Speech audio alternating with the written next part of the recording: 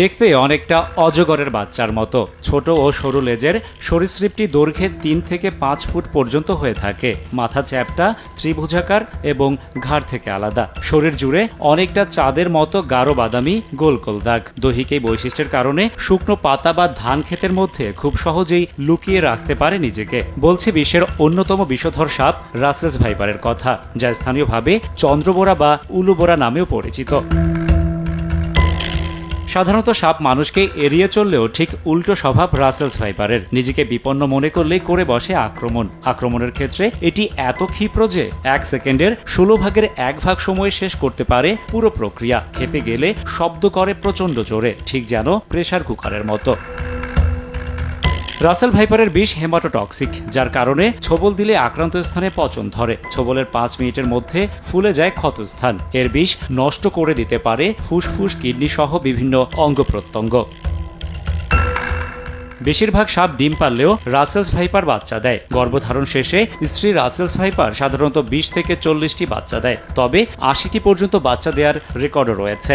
একদিকে উচ্চ প্রজনন ক্ষমতা, অন্যদিকে বেজি, গুইসাপ সহ প্রকৃতি থেকে সাপের শত্রু বিলীন হয়ে যাওয়া, সেই সঙ্গে ইঁদুর, ব্যাঙ সহ সাপের পর্যাপ্ত খাবারের উপস্থিতি থাকায় বাড়ছে রাসেলস ভাইপার। চরাঞ্চল সহ বিভিন্ন জায়গায় শিয়াল, বেজি, গুইসাপ, পেঁচা এই প্রাণীগুলো ছিল।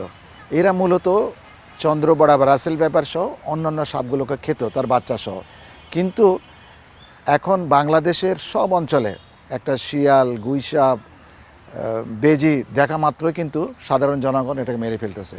তারা জানছে না যে এটির উপকারিতা কী। এর কারণে কিন্তু রাসেল ভাইপারের সংখ্যা এখন বেড়ে যাচ্ছে, কারণ তার কিন্তু খাদক নাই, ইকোসিস্টেমে একটা ব্রেক হয়ে গেছে। দেশে একটা সময় বিলুপ্ত বলা হলেও দেশ জুড়ে এখন মাথা ব্যথার কারণেই রাসেলস ভাইপার। বরেন্দ্র অঞ্চলের বাসিন্দা হলেও সাপটির রাজত্ব এখন দেশের অন্তত ২৫টি জেলায় পৌঁছে গেছে, চাঁদপুর, বরিশাল, পটুয়াখালী পর্যন্ত। সবথেকে বেশি আনাগোনা মানিকগঞ্জ, ফরিদপুর, শরীয়তপুর সহ পদ্মা, মেঘনা ও যমুনার অববাহিকায়, যার ছোবলে চলতি বছর এরই মধ্যে মারা গেছেন অন্তত ১০ জন, যাদের অধিকাংশই কৃষক এবং জেলে। গাছ টাছ কাটবার গেলে মাঠে গেলে সাপ দেখা যায়, বড় বড় দেখা যায়, ভয়ও পাই। সাপ যদি থাকে, ভয় বৃত্তি পাইলেও করতে আমরা গরিব মানুষ আতঙ্ক থাকি, কোন সময় যেন কামড় দেয়। হাঁটতে হাঁটতে বাতরে গেছি, বাতরে যা দেখি বিড়া পাকা রয়েছে, মনে করি একটুখানির জন্য আর কি পাড়াটা দিয়ে নিয়ে গিয়া সাপও মনে করেন উঁচা ফিনি দিরা চলে গেল। কাজ করি, অনেকে সাপ বাড়ায়, সাপ দেখে অনেক দূর দেয় বা কাউরে কামড় দেয়। এই কামড় দিলে অনেক লোক মারা যায়। তা আমরা তো কাজ করি, ভয়েই কাজ করি। বাপ দাদা যেভাবে করে গেছে আমরা সেইভাবে করে যাই। খালি ভাইয়া যে কয়টি ইনকামাই করি, ওই কয়টি যদি আমরা জুতা পেন কিনতে আঙ্গর জায়গা আমরা বপুলাভান বাঁচামুখী দিয়ে। পর্যাপ্ত সুরক্ষা সামগ্রী ছাড়া মাঠে কাজ করা এবং সাপে কাটার পর গ্রামীণ জনপদ এখনও ঝাড়ফুঁকের মতো কুসংস্কার থেকে মুক্ত না হওয়ায় মৃত্যুর সংখ্যা বাড়ছে, যদিও উপজেলা পর্যায়ে পর্যাপ্ত অ্যান্টিভেনম না থাকারও অভিযোগ আছে। সর্পদংশনের মূল মন্ত্র হলো আপনি যত দ্রুত হাসপাতালে যাবেন, চিকিৎসা নেবেন, তত দ্রুত এটার সমাধান হবে। এটা কিন্তু আমরা সময় নষ্ট করি, ওজার বাড়িতে চলে যায়, ১ ওজার ২ ওজার বাড়িতে চলে যায়, এবং সর্পদংশনের যেই সব সাইন সিমটমগুলো বিষক্রিয়া হয় সেটা তখন পুরোপুরি প্রকাশ পেয়ে যায়। এবং আরেকটা যেটা করি, আমরা ফার্স্ট এড সম্পর্কে জানি না, রুগীকে হাঁটাচলা করে নিচ্ছি। যখন হাঁটাচলা করে তখন কী হয়, তার ব্লাড প্রেশার বেড়ে যায়, তাই না, তার রক্ত চলাচল বেড়ে যায়, তখন বিষ কিন্তু দ্রুত সারা শরীরে এবং এক পর্যায়ে যায় হার্টে চলে যায়। তখন কিন্তু রুগী কিন্তু হার্ট অ্যারেস্ট হয়ে যায়, তখন কিন্তু সে অজ্ঞান হয়ে যায়। তখন আইসিইউ সাপোর্ট ছাড়া কিন্তু এই রুগীকে বাঁচানো যাবে না, শুধুমাত্র অ্যান্টিভেনম দিয়ে কিন্তু রুগীকে বাঁচানো সম্ভব না।